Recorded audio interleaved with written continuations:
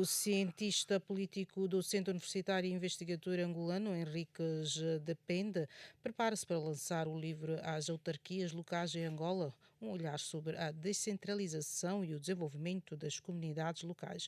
Uma obra que analisa o papel das autarquias na promoção do desenvolvimento sustentável, da inclusão social e da participação cidadã. No momento em que o debate sobre a descentralização continua a ocupar um lugar importante na agenda política angolana, o autor apresenta uma reflexão científica sobre os desafios, as oportunidades e o impacto que as autarquias poderão ter na transformação das comunidades locais. Para falar sobre a obra e os principais temas, dizia que aborda, vamos conversar agora com Henriques da Penha. Muito boa noite, senhora Henriques, bem-vindo aqui ao programa.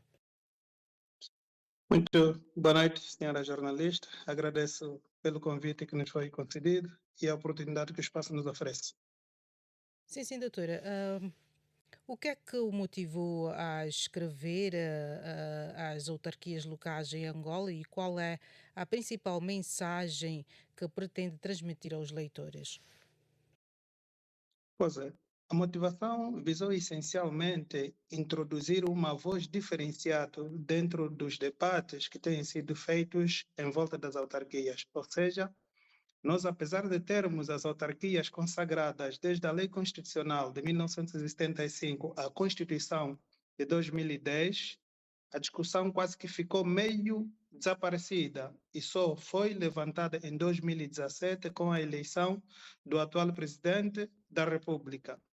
E em 2020, enquanto se fazia a discussão no Parlamento do pacote legislativo, os políticos mergulharam num debate, digamos assim, de puxa-puxa, enquanto estava a se discutir sobre o gradualismo, se podia se implementar as autarquias de forma faseada ou de forma, digamos, de uma forma geral, mas depois houver a transferência gradual das competências. Então, em função a esse debate que estava mais preso no meio dos políticos, entendemos trazer aí uma voz diferenciada, que é a voz da academia, a voz da ciência, daí que começamos a fazer a investigação e escrevermos este livro sobre as autarquias. E o que é que nós estamos a trazer de uma forma resumida nisto? O primeiro é uma contribuição no sentido de podermos, tal como eu disse, influenciar mais uma outra voz, contribuir na discussão para que este mesmo debate seja, digamos assim, centralizada. E também nós estamos ali a trazer a importância, abordarmos a importância das autarquias na descentralização do poder decisório, bem como também administrativo, no sentido de dotar as comunidades competências próprias para eles poderem caminhar com seus próprios pés e aproximarmos a solução dos problemas junto das localidades. Então, dali que nós pensamos em trazer o livro sobre autarquias locais, e nele nós abordamos um conjunto de temas, desde a responsabilidade dos partidos políticos, a necessidade do diálogo nacional e bem como também questões que têm a ver com um olhar sobre o desenvolvimento sustentável das próprias comunidades. Ou seja, é nós aqui pensarmos o desenvolvimento do país de forma horizontal, tirando aquela posição vertical com que tem estado a se discutir o desenvolvimento hoje, olhando para as cidades grandes e ir descendo. Mas nós queremos aqui trazer a ideia de olhar em todas as cidades, todas as comunidades, de uma forma igualitária, de uma forma horizontal. Então, este é, no fundo, a ideia principal com que nós estamos, ou com que nós abordamos dentro do livro As Autarquias Locais em Angola. Sim, sim. E o livro também analisa os desafios e as potencialidades das autarquias locais. Quais são atualmente os maiores obstáculos para a concretização deste processo no país? Pois, o maior obstáculo nós aqui entendemos que, do ponto de vista científico, para aquilo que nós lemos, investigamos, e quando olhamos para a realidade do país, não encontramos ali qualquer, digamos, algo que nos possa parecer que, do ponto de vista científico, seja um obstáculo. O obstáculo aqui é mais político, é o medo, digamos, da mudança. Quando digo aqui mudança, não estou a falar da mudança do ponto de vista da alternância política. É mudança do ponto de vista da saída de um governo centralizado para um governo partilhado. É este medo que está por detrás da realização das autarquias. Porque, como se pode ver, o pacote legislativo com mais de 10 leis, todas elas foram aprovadas, com exceção a uma única, que é a fundamental, a lei da institucionalização das autarquias. Então, isto de alguma forma, como também na vida a mudança tem consigo, acarreta consigo também alguns medos, é ali onde os políticos encontram-se presos que não querem sair. Então, nós estamos a Sim, sim. trazer, inclusive, esta visão no livro para, no sentido de podermos chamar a atenção, que é caminhando, é tentando que se consegue aferir se realmente o caminho que nós pretendemos abraçar ou que abraçamos é o ideal ou não. Enquanto não se implementar, não faz conseguir perceber, para fazer inclusive até a comparação do modelo atual centralizado para um modelo de descentralização trazida pelas autarquias. Hum. Sim, professor. E de que forma as autarquias podem contribuir para reduzir as desigualdades regionais e promover um desenvolvimento mais equilibrado entre as diferentes províncias e municípios angolanos?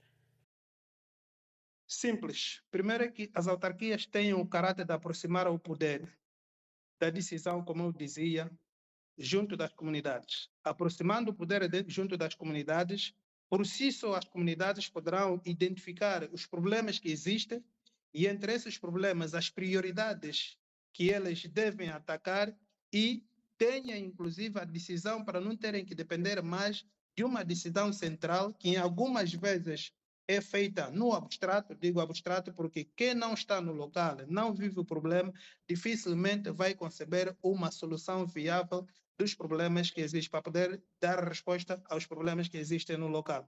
Então, quanto mais as autarquias forem implementadas, vai se aproximar a decisão do local e também vai se incluir mais cidadãos na participação, ou digamos assim, no desenvolvimento ou construção do país. E quanto mais mãos estiverem envolvidas, mais cabeças estiverem envolvidas a pensarem sobre as soluções, facilmente vai se criar aqui o desenvolvimento horizontal e fazer com isso desenvolver também Angola no seu todo.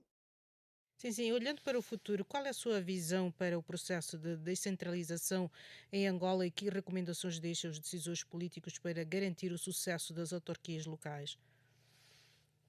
A minha recomendação é dizer que 50 anos depois da independência, nós conseguimos perceber de que o modelo atual aplicado no país não ajuda-nos muito para desenvolvermos o país que nós queremos.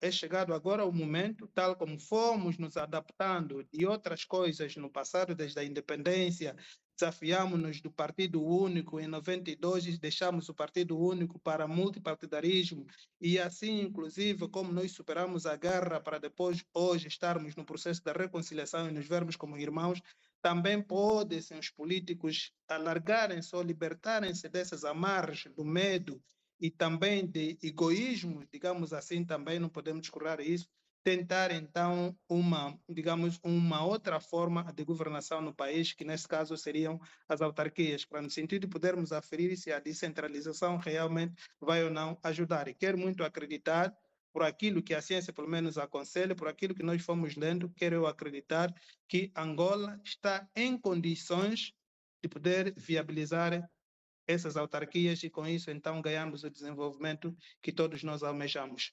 Porque todos nós queremos o desenvolvimento da Angola. O problema maior que se coloca está no como. Como é que eu quero o desenvolvimento, como é que o outro quer. Então é encontrarmos aqui o ponto convergente do meu como e o como do outro, encontrarmos aí a alternativa para que então as autarquias saiam do texto constitucional para a efetividade e assim então desenvolvermos o país. Sim, por fim, professora, depois de ler esta obra, o que é que espera que mude no debate nacional sobre as autarquias e a governação local em Angola? O que é que eu espero? É que a obra primeiro contribua para novas análises, para novas reflexões sobre o processo de autarquias e, sobretudo, influenciar também com que os políticos e também, digamos, governantes consigam encontrar então soluções para poderem aprovar uma única lei que está em falta e nos próximos anos, quem sabe, se calhar no próximo ano após as eleições gerais, consigamos então implementar pela primeira vez as autarquias em Angola. Muitíssimo obrigada, professora, pelas suas análises e continuação de uma boa noite para si. Muito obrigado mais uma vez e boa continuação para vocês também.